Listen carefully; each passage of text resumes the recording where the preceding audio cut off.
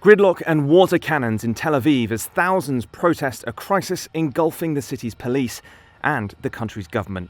People waving Israeli flags brought traffic to a standstill on Wednesday evening, lighting fires and facing off against police on horseback. The demonstrations came after Tel Aviv's police commander said he was quitting the force. He said he was leaving over political intervention by members of Prime Minister Benjamin Netanyahu's hard right cabinet. The commander said he'd been asked to use excessive force against anti-government protesters.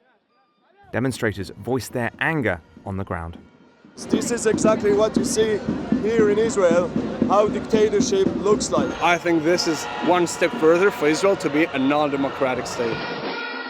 Tensions ran high throughout the evening, in particular after a car drove through the protest, hitting at least 2 people and knocking one of them to the ground. Tel Aviv District Commander Ami Eshed, the police chief who quit, did not say who gave him the orders to crack down hard on protesters.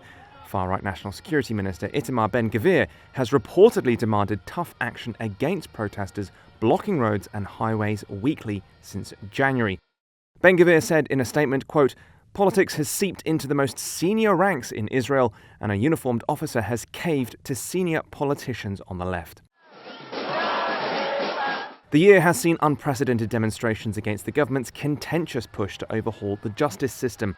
Concerns about police independence grew after Ben-Gvir was given greater authority over the force. Despite recanting some of his hardline views, Ben-Gvir's appointment to the nationalist religious coalition government of Netanyahu has alarmed liberals at home and abroad. Other members of Netanyahu's government have claimed that police have treated protesters in Tel Aviv favourably compared to settlers and ultra-Orthodox demonstrators.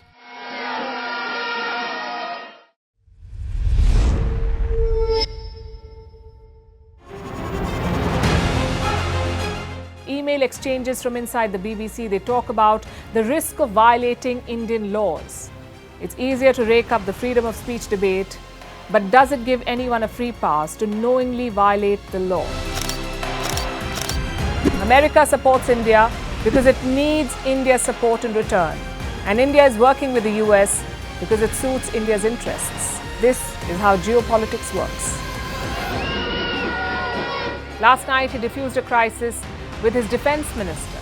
But today, Netanyahu was confronted with a new problem. His cabinet seems to have rebelled against him.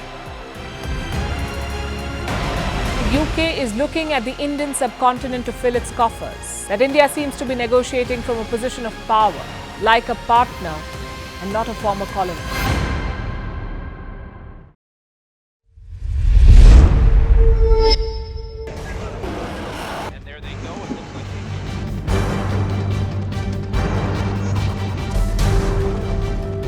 The US and Russia are dangerously close to an armed conflict.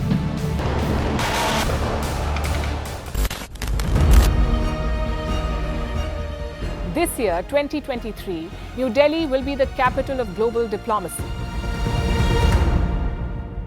For a country as diverse as ours, with 88% of the population illiterate, it was a very big deal to write a constitution, and that too, the world's largest.